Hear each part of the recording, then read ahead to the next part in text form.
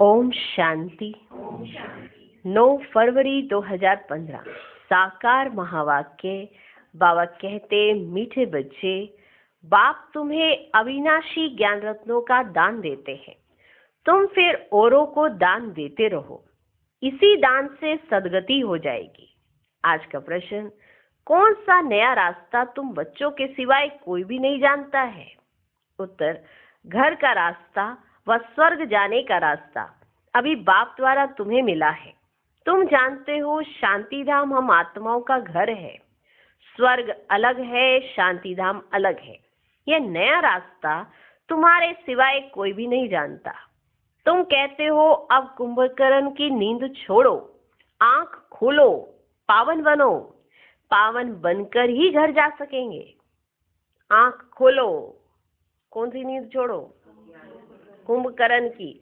सभी आत्माएं इस समय कुंभकर्ण की नींद में सोई पड़ी हैं, माना बुद्धि से सोई पड़ी हैं। कुंभकर्ण की नींद एक मिसाल है कि वो इतने समय सोता था, इतने समय जागता था। ठीक है, तो जब जागने का समय है तो जागना है। ठीक है, जब हमें मालूम ही नहीं था कि बाप कौन है, तब हम सोए हुए थे, तो एक अलग बात हो जाती है। जब बाप आए ही नहीं थे तो हम सोए थे, जब आप आ गए तब तो कुंभकर्ण की नींद ना सोए। तो बाबा ने कहा, तुमने मुझे किस लिए बुलाया?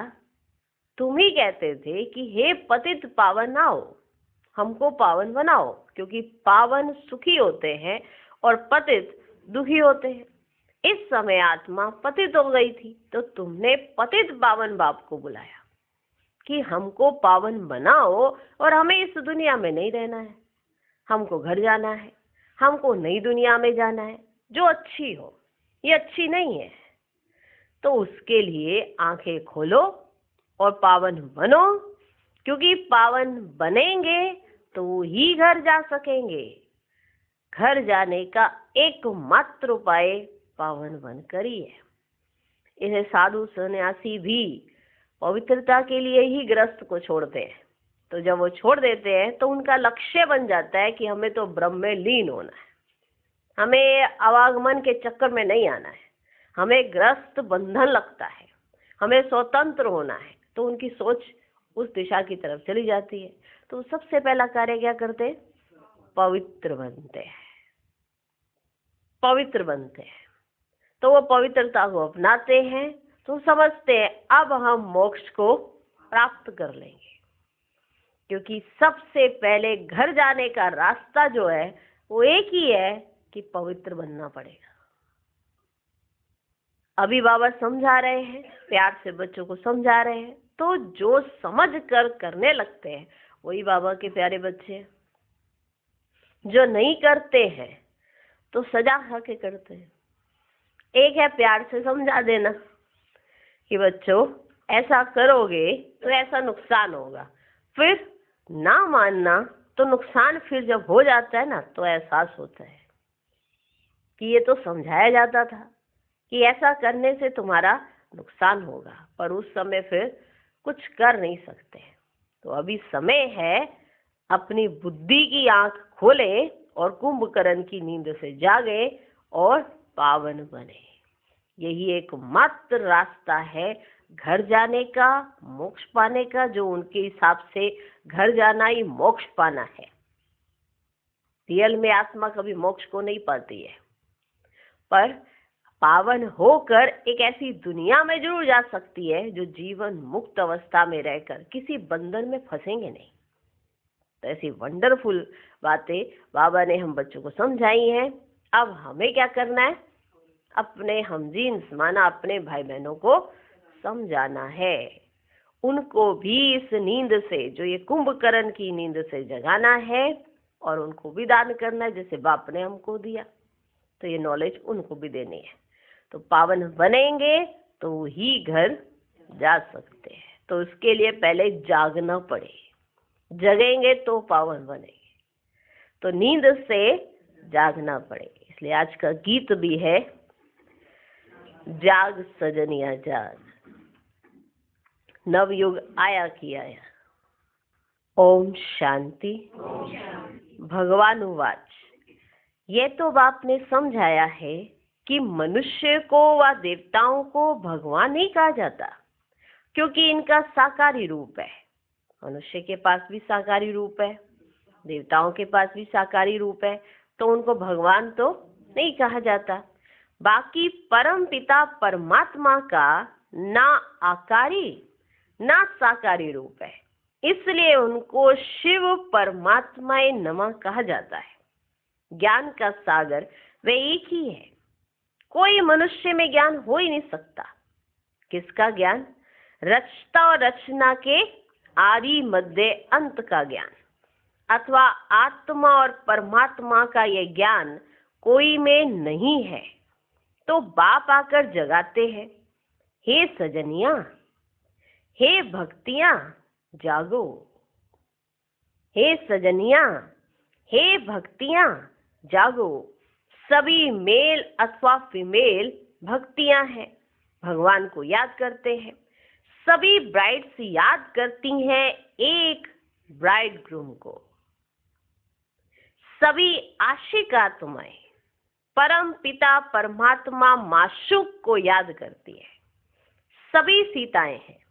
राम एक परम पिता परमात्मा है। राम अक्षर क्यों कहते हैं? रावण राज्य है ना, तो उसकी भेंट में राम राज्य कहा जाता है। राम है बाप, जिसको ईश्वर भी कहते हैं, भगवान भी कहते हैं। असली नाम उनका है शिव। तो अब कहते हैं जागो, अब नवयुग आता है, पुराना खत्म हो रहा है। इस महाभारत लड़ाई के बाद सतयुग स्थापन होता है और इन लक्ष्मी नारायण का राज्य होगा। पुराना कलयुग खत्म हो रहा है, इसलिए बाप कहते बच्चे कुंभकर्ण की नींद छोड़ो। इसलिए बाप कहते बच्चे कुंभकर्ण की नींद छोड़ो, अब आंख खोलो। नई दुनिया आती है। नई दुनिया को स्वर्ग सतयुग कहा जाता है। यह है नया रास्ता। ये घर व स्वर्ग में जाने का रास्ता कोई भी नहीं जानते, कोई नहीं जानते। स्वर्ग अलग है, शांति धाम जहां आत्माएं रहती हैं वह अलग है। अब बाप कहते हैं जागो। क्या कहते? जागो।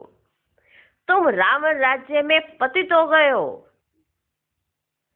इस समय एक भी पवित्र आत्मा नहीं हो सकती, एक भी पवित्र आत्मा नहीं हो सकती। पुण्य आत्मा नहीं कहेंगे। भल मनुष्य दान पुण्य करते हैं, परंतु पवित्र आत्मा तो एक भी नहीं है। दान पुण्य करते हैं पर पवित्र आत्मा तो एक भी नहीं है। यहाँ कलयुग में है पतित आत्माएं, सतयुग में है पावन आत्माएं। इसलिए कहते हैं हे शिव बाबा, आकर हमको पावन आत्मा बनाओ। ये पवित्रता की बात है। इस समय बाप आकर तुम बच्चों को अविनाशी ज्ञान रत्नों का दान देते हैं। कहते हैं तुम भी औरों को दान देते रहो, तो 5 विकारों का ग्रहण छूट जाए। 5 विकारों का दान दो तो दुख का ग्रहण छूट जाए। जब ग्रहण लगता है तो कहते हैं ना, दे दान तो छूटे ग्रहण। तो दान यहाँ पे किस चीज का करना है? 5 विकारों का। उन्होंने तिल बुगा वो जो भी वो डालते हैं ना, तो वो दान में देना शुरू कर देते हैं, तो ग्रहण जो ग्रहण लगा है वो छूट जाएगा। मालूम नहीं है ना कि आत्मा के ऊपर ग्रहण लगा है। 5 विकारों का दान दो तो दुख का ग्रहण छूट जाए। पवित्र बन सुखधाम में चले जाएंगे। 5 विकारों में नंबर 1 है काम, उसको छोड़ पवित्र बनो। खुद भी कहते हैं हे पतित पावन, हमको पावन बनाओ। पतित विकारी को कहा जाता है। ये सुख और दुख का खेल भारत के लिए ही है। ये सुख और दुख का खेल भारत के लिए ही है। बाप भारत में ही आकर साधारण तन में प्रवेश करते हैं, फिर इनकी भी बायोग्राफी बैठ सुनाते हैं। ये है सब ब्राह्मण ब्राह्मणियां, प्रजापिता ब्रह्मा की औलाद। तुम सबको पवित्र बनने की युक्ति बताते हो। ब्रह्मा कुमार और कुमारियां, तुम विकार में जा नहीं सकते हो। तुम ब्राह्मणों का ये एक ही जन्म है। देवता वर्ण में तुम 20 जन्म लेते हो। वैश्य शूद्र वर्ण में 63 जन्म। ब्राह्मण वर्ण का ये एक अंतिम जन्म है जिसमें ही पवित्र बनना है। बाप कहते पवित्र बनो। बाप की याद अथवा योग बल से विक्रम भस्म होंगे। ये एक जन्म पवित्र बनना है। सत्युग में तो कोई पतित होता नहीं।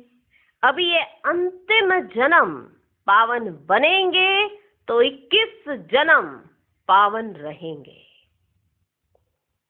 पावन थे, अब पतित बने हो। पतित हैं तब तो बुलाते हैं। पतित किसने बनाया? रावण की आसुरी मत ने। पतित किसने बनाया आपको? रावण की आसुरी मत ने। सिवाय मेरे तुम बच्चों को रावण राज्य से, दुख से कोई भी लिबरेट कर नहीं सकते। सभी काम चिता पर बैठ भस्म हो पड़े। मुझे आकर ज्ञान चिता पर बिठाना पड़ता है, ज्ञान जल डालना पड़ता है, सबकी सदगति करनी पड़े। जो अच्छी रीति पढ़ाई पढ़ते हैं उनकी ही सदगति होती है। बाकी सब चले जाते हैं शांति धाम में। सतयुग में सिर्फ देवी देवताएं हैं, उनको ही सदगति मिली हुई है। बाकी सबको गति अथवा मुक्ति मिलती है। 5000 वर्ष पहले इन देवी देवताओं का राज्य था। लाखों वर्ष की तो कोई बात है ही नहीं। अब बाप कहते मीठे मीठे बच्चों, मुझ बाप को याद करो। मन मना भव अक्षर तो प्रसिद्ध है। भगवान उवाच, कोई भी देहधारी को भगवान नहीं कहा जाता। कोई भी देहधारी को भगवान नहीं कहा जाता। आत्माएं तो एक शरीर छोड़ दूसरा लेती हैं, कभी स्त्री कभी पुरुष बनती हैं। भगवान कभी भी जन्म मरण के खेल में नहीं आता। यह ड्रामानुसार नूंद है। एक जन्म ना मिले दूसरे से, फिर तुम्हारा यह जन्म रिपीट होगा तो यही एक्ट, यही फीचर्स फिर लेंगे। ये ड्रामा अनादि बना बनाया है, ये बदल नहीं सकता। श्री कृष्ण को जो शरीर सत्युग में था वह फिर वहां मिलेगा। कहाँ? वापिस सत्युग में ही। वह आत्मा तो अभी यहाँ है। तुम अभी जानते हो हम सो बनेंगे। ये लक्ष्मी नारायण के फीचर्स एक्यूरेट नहीं है। लक्ष्मी नारायण के फीचर्स एक्यूरेट नहीं है। बनेंगे फिर भी वही, क्योंकि यहाँ पर ना तो वो रंग है, ना तो वो फीचर्स इमर्ज किए जा सकते हैं, ना वो बनाए जा सकते हैं। एक्यूरेट नहीं है। बनेंगे फिर भी वही। ये बातें नया कोई समझ ना सके। अच्छी रीति जब किसको समझाओ तब 84 का चक्र जानेंगे और समझेंगे बरोबर। हर एक जन्म में नाम, रूप, फीचर्स आदि अलग अलग होते हैं। हर जन्म के नाम, रूप, फीचर्स हर जन्म के अलग होते हैं, पर आत्मा का परम पिता परमात्मा से पाठ ये रहता है। आत्मा को कशिश है अपने माँ बाप की। परम पिता परमात्मा, हमें 84 जन्म मिलते हैं तो 84 माँ बाप मिलते हैं लौकिक। जब जिसके साथ जैसा पाठ है वैसा उसके साथ जन्म हो जाता है, पर आपके फीचर्स वैसे सेम अगले जन्म में नहीं मिलेंगे। तो हर एक जन्म में नाम, रूप, फीचर्स आदि अलग अलग होते हैं। अभी इनके अंतिम 84वें जन्म के फीचर्स ये हैं। अभी इनके अंतिम 84वें जन्म के फीचर्स ये हैं। इसलिए नारायण के फीचर्स करीब करीब ऐसे दिखाए हैं, नहीं तो मनुष्य समझ ना सके।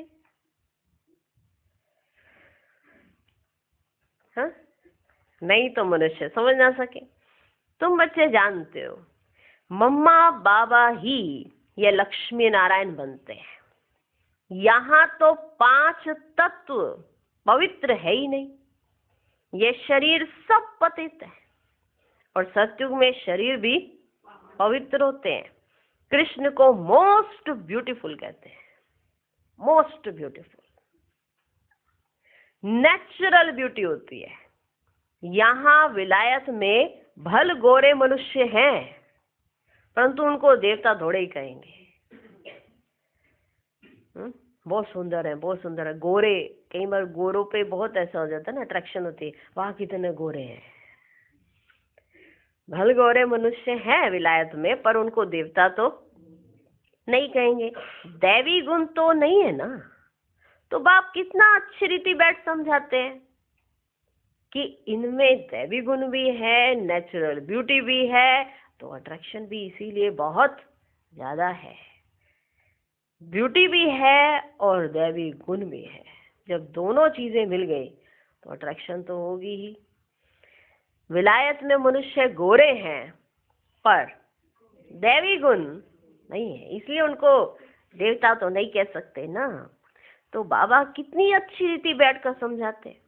यह है ऊंच से ऊंच पढ़ाई, जिससे तुम्हारी कितनी ऊंच कमाई होती है। अनगिनत हीरे जवाहरात धन मिलता है। वहां तो हीरे जवाहरातों के महल थे, अभी वे सब गुम हो गए। तो तुम कितने धनवान बनते हो। अपरंपार कमाई है 21 जन्मों के लिए, इसमें बहुत मेहनत चाहिए। देखो, एक जन्म में भी अगर कमाई अच्छी चाहिए तो मेहनत तो लगती है ना पढ़ाई में। पढ़ना तो अच्छा रीति पढ़ना पड़ेगा ना, तभी तो आपको कमाई करने के लिए कोई जॉब मिलेगी या कुछ भी होगा, तो इसीलिए कमाई होगी। अब पढ़ना यहाँ पे संगम के इस छोटे से समय में, और वो भी इंटरेस्टिंग ये है कि भगवान खुद ही बैठ के पढ़ा रहे, ये नहीं प्रेरणा से काम चल रहा, खुद ही बैठ के पढ़ा रहे। तो इस पढ़ाई की कमाई तो कितनी होगी, अनगिनत। एक्यूरेट जो पढ़े वो अनगिनत माला माल हो जाए हर चीजों से, गिनती नहीं की जा सकती। राजा महाराजा क्या बनना है वो आज की पढ़ाई के ऊपर निर्भर है। क्या बनोगे, कौन सी पोस्ट लोगे, आपके माँ बाप कैसे होंगे, कितना धन माल दौलत कहाँ होगा। आज भी देखो, कोई किसी के घर में जन्म ले रहा है, कोई राजा के घर में, कोई गरीब के घर में, कोई भिखारी के घर में। जन्म तो उसको उसके कर्मों पर मान ही मिल रहा है ना। कोई सोचे मैं तो इसी आत्मा को लाऊंगा अपने घर में, तो ला नहीं सकता ना कोई भी। कोई जबरदस्ती तो किसी आत्मा को अपने घर में जन्म दिला नहीं सकता कि हम सोचे नहीं हम तो कल महाराजा के घर में ही जन्म लेंगे, तो कर्म करने पड़े। अगर कल ऊंच कुल में जन्म चाहिए तो आज कर्म ऐसे करने पड़े जो ऊंच कुल में कल जन्म हो। ये सारी एक्टिविटी भगवान के हाथ में है कि आपके कर्मों का लेखा जोखा आपके साथ होता है, उस प्रमाण आपका उस घर में जन्म होता है। बाबा कहते ये इतनी ऊंच से ऊंच पढ़ाई है जिससे तुम्हारी कितनी ऊंच कमाई होती है। अनगिनत हीरे जवाहरात धन होता है। वहां तो हीरे जवाहरातों के महल थे, अभी वह सब गुम हो गया है। तो तुम कितने धनवान बनते हो। अपरंपार कमाइए 21 जन्मों के लिए, इसमें बहुत मेहनत चाहिए। देही अभिमानी बनना है। हम आत्मा है, ये पुराना शरीर छोड़ अब वापस अपने घर जाना है। बाप अभी लेने लिए आए हैं। हम आत्मा ने 84 जन्म अब पूरे किए, अब फिर पावन बनना है, बाप को याद करना है, नहीं तो कयामत का समय है। सजाएं खाकर वापस चले जाएंगे। हिसाब किताब तो सबको चुकतू करना ही है। भक्ति मार्ग में काशी कलवट खाते थे तो भी कोई मुक्ति को नहीं पाते। समझते हैं कि जीवन से मुक्त हो जाएंगे और दोबारा आवागमन के चक्र में ही नहीं आएंगे, तो वो काशी कलवट खाते थे, फिर भी वो मुक्ति को तो नहीं पाते। वह है भक्ति मार्ग, यह है ज्ञान मार्ग। इसमें जीव घात करने की दरकार नहीं रहती। वह है जीव घात, फिर भी भावना रहती है कि मुक्ति को पावें, इसलिए पापों का हिसाब किताब चुकतू हो फिर चालू होता है। माना उनकी भावना ऐसी रहती है कि हम मुक्ति को पावें, पर वो मुक्ति को नहीं पाते, हिसाब किताब चुकतू हो जाता है और फिर से वो चालू होता है। अभी तो काशी कलवट का कोई मुश्किल साहस रखते हैं, बाकी मुक्ति व जीवन मुक्ति नहीं मिल सकती। बाप बिगैर जीवन मुक्ति कोई दे ही नहीं सकते। आत्माएं आती रहती हैं, फिर वापस कैसे जाएंगी? बाप ही आकर सर्व की सदगति कर वापस ले जाएंगे। सत्युग में बहुत थोड़े मनुष्य रहते हैं। आत्मा तो कभी विनाश नहीं होती। आत्मा अविनाशी है, शरीर विनाशी है। सत्युग में आयु बड़ी होती है, दुख की बात ही नहीं है। एक शरीर छोड़ दूसरा ले लेते हैं। जैसे सर्प का मिसाल है ना, उसको मरना नहीं कहा जाता। जैसे सर्प अपनी केंचुई छोड़ देता है, पुरानी छोड़ देता है, नई धारण की होती है उसने।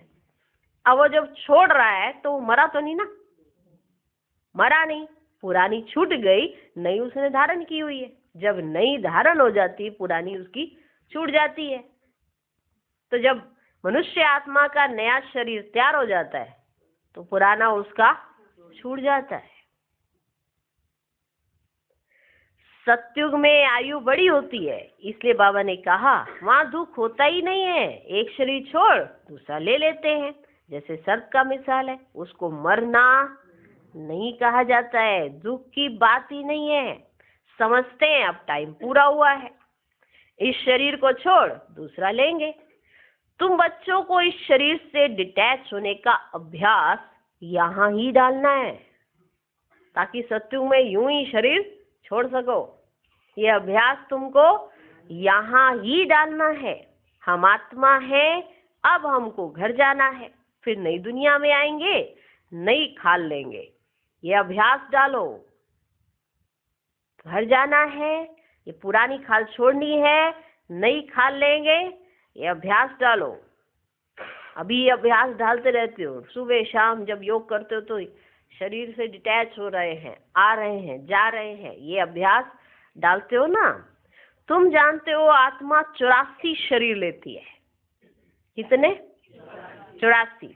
मनुष्यों ने फिर 84 लाख कह दिया। बाप के लिए तो फिर अनगिनत ठिक्कर भित्तर में कह देते हैं। खुद के लिए फिर भी लिमिट रखी है, भगवान के लिए कोई लिमिट ही नहीं रखी है, अनलिमिटेड। किसी में भी ठोक दिया। खुद के लिए रखा तो सही, कोई नंबर तो रखे। 84 लाख। बाप के लिए तो फिर अनगिनत ठिक्कर भीतर में कह देते हैं। उसको कहा जाता है धर्म की गलानी। किसकी गलानी? धर्म की गलानी। मनुष्य स्वच्छ बुद्धि से बिल्कुल तुच्छ बन जाते हैं।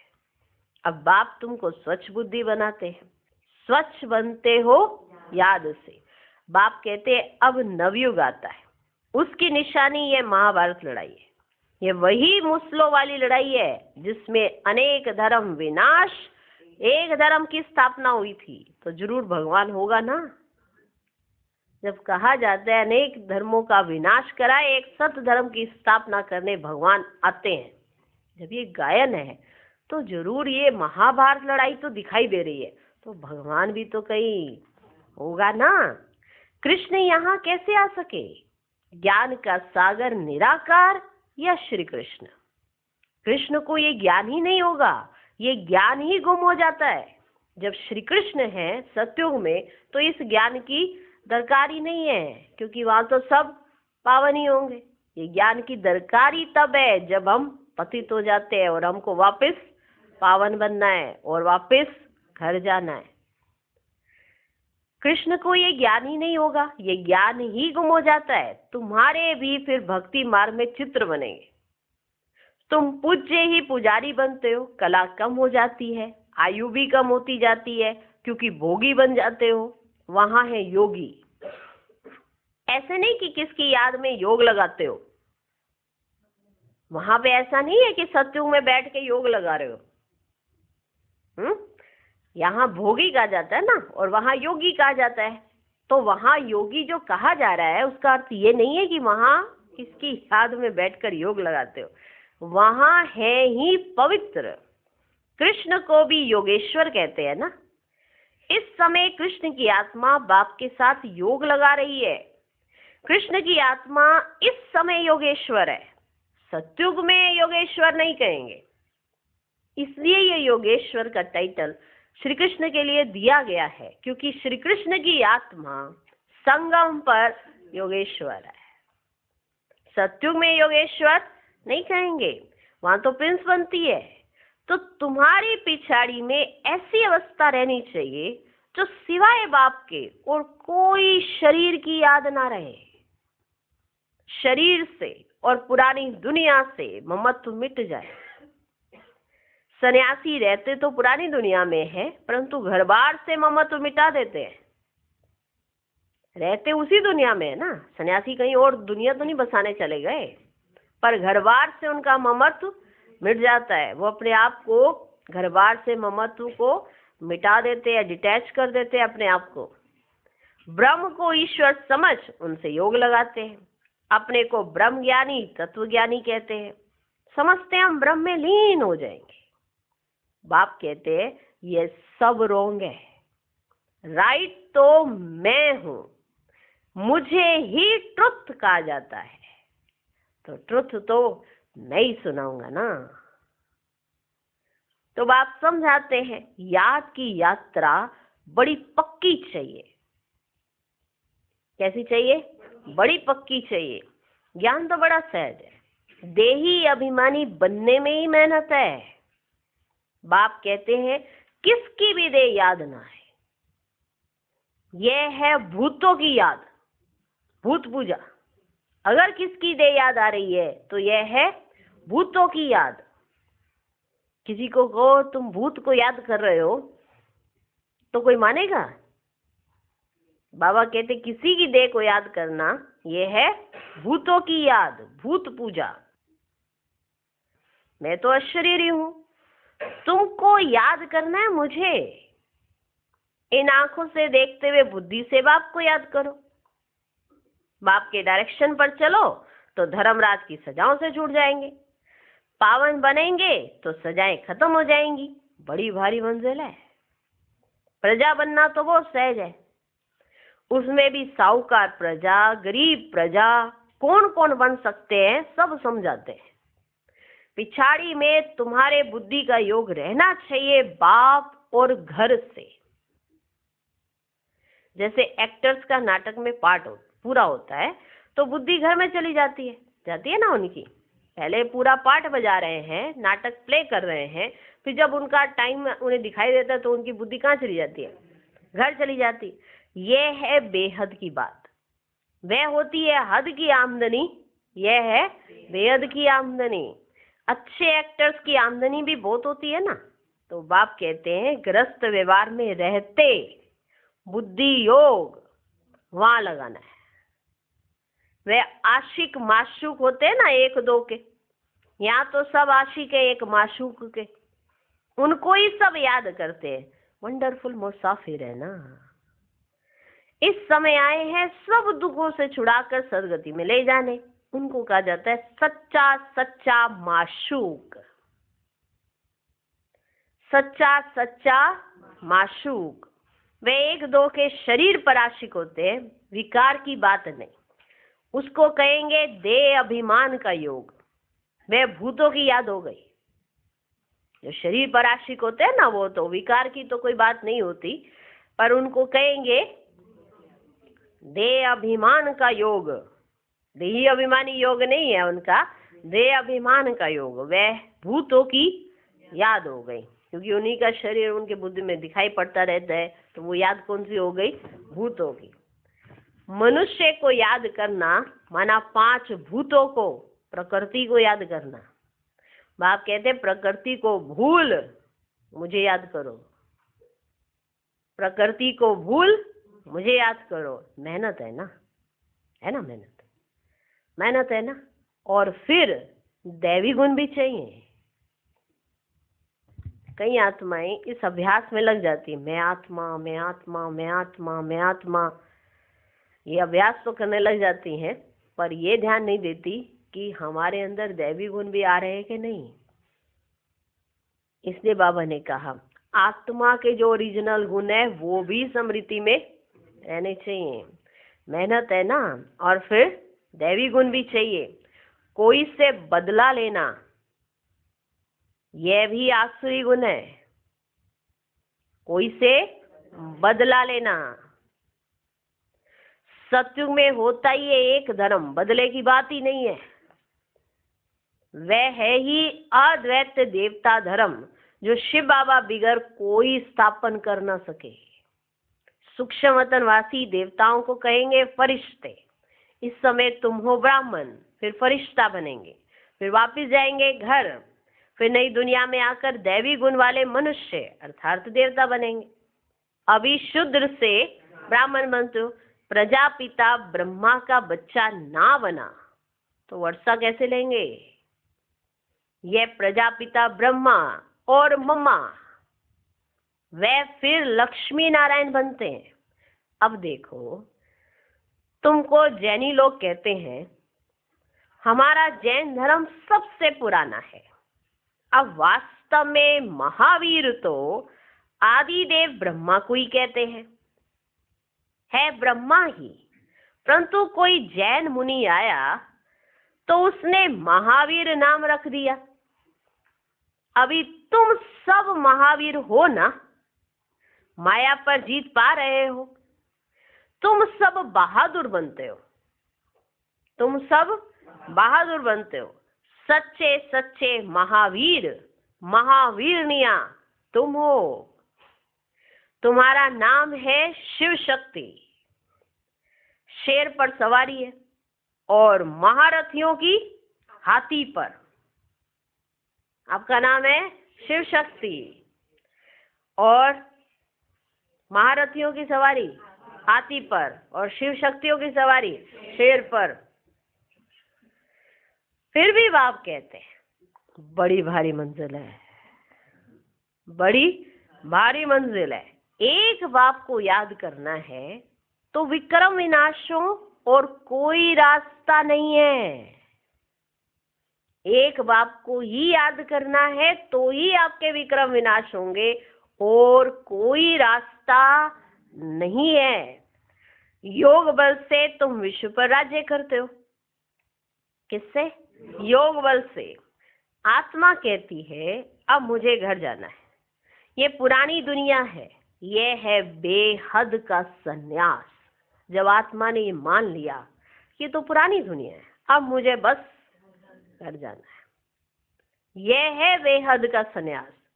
ग्रस्त व्यवहार में रहते पवित्र बनना है और चक्र को समझने से चक्रवर्ती राजा बन जाएंगे। ग्रस्त व्यवहार में रहते पवित्र बनना है और चक्र को समझने से चक्रवर्ती राजा बन जाएंगे।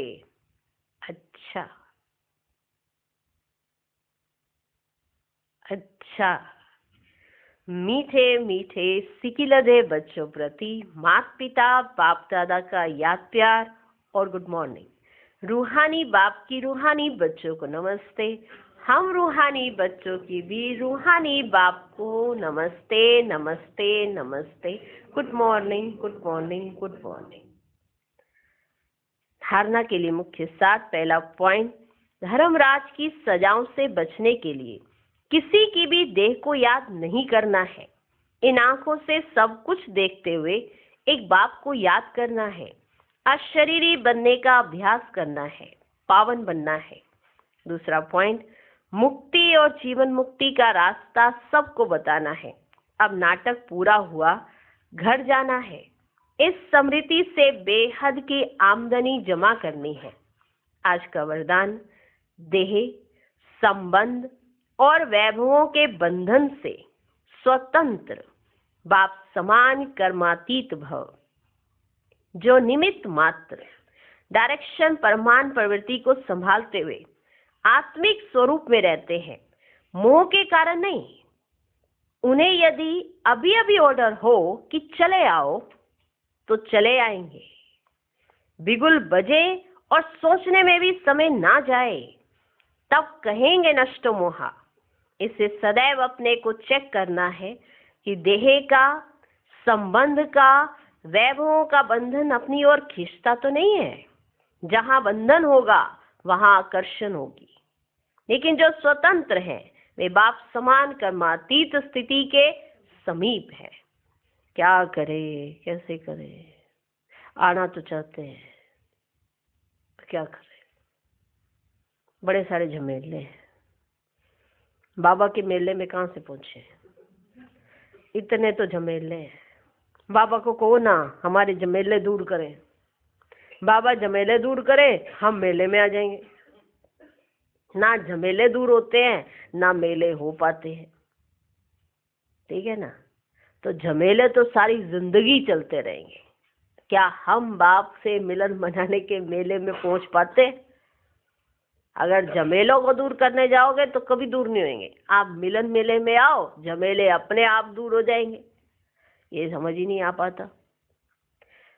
तो बाबा कहते जो सिर्फ निमित्त मात्र प्रवृत्ति को संभालते हैं, निमित्त मात्र माना ड्यूटी है, वो ड्यूटी बजाई, घर बार माना देखभाल की, लेकिन अगर ऑर्डर मिला तो यूं भागे। मिलिट्री देखिए, मिलिट्री या हमारी सेना होती है, ठीक है? अगर बॉर्डर पे कुछ हो गया तो वो ये नहीं देखते अरे हमारे तो बच्चे की शादी है, अरे हमारा तो ये बड़ा काम रह गया है। उनको सिर्फ एक ऑर्डर होता है, उस ऑर्डर के आगे वो ना अपनी जिंदगी देखते ना किसी और की जिंदगी देखते। उनका पहला और आखिरी फर्ज यही होता है कि ऑर्डर किसका आया। अभी हमें देश के लिए खड़े होना है और उन्होंने पूरे घर में एक ऐसा वातावरण बनाया होता है कि हम कभी भी जा सकते हैं, तो किसी को कोई फर्क नहीं पड़ता। माना वैसे तो दिल में होता है, लेकिन वैसा फर्क नहीं पड़ता, हाय हाय हाय हाय ऐसा कोई नहीं करता। उनके हर घर में ऐसा माना पहले से ही तैयारी होती है, माइंड उनका सबका प्रिपेयर रहता है। तो ऐसे ही अगर जो सिर्फ निमित्त मात्र पार्ट बजा रहे हैं तो एक ऑर्डर मिलेगा उनको कि चले आओ, ऑर्डर पर चले आओ, तो फिर वो चले आएंगे। बिगुल बजे और सोचने में ही समय ना चला जाए। बिगुल बज गया और सोचने में ही टाइम चला गया, जाए कि ना जाए, जाए कि ना जाए। बहुत सोचने की जरूरत है। हम सब कहते हैं बाबा हम तो आपके हैं ही, पर रियल में जब कोई कार्य होता है तो हम पहले बाबा को रखते हैं या पहले कार्य को रखते हैं? ये हम आत्माएं तय करती हैं कि पहले ये या पहले ये। उस समय हमारी बुद्धि तय करती है कि पहले क्या होगा। कहीं कहते हैं ना नहीं हमारे लिए तो बाबा ही है बाबा, लेकिन हम दूसरे नंबर पे रख रहे हैं या पहले नंबर पे बाबा को रख रहे हैं, वो हमारी एक्टिविटी बताती है। हाँ कई बार सर्कमस्टांस ऐसे होते हैं, पर वो डायरेक्शन परमान आप उस पर चले तो वो एक अलग बात है कि आपने श्रीमत ले ली उस पे कि इस पे क्या करना है, तो बाप जिम्मेवार हो जाता है। लेकिन अपनी ही चलाते चले तो बाप जिम्मेवार नहीं होता। इसलिए प्रवृत्ति को संभाले तो निमित्त मात्र, और जब ऑर्डर मिले कि ये करना है आपको, तो उस समय ना तो देह याद आए, ना संबंध, ना ही कोई वैभव। उस समय सिर्फ ऑर्डर ही याद आए कि हमको ऑर्डर क्या मिला हुआ है, तो वो ऑर्डर पर मान चलते हैं। तो पूरा समर्पण उस ऑर्डर पर और कहा किसने है इस बात पर आ जाता है। आज का स्लोगन, स्नेह और सहयोग के साथ शक्ति रूप बनो तो राजधानी में नंबर आगे मिल जाएगा। ओम शांति।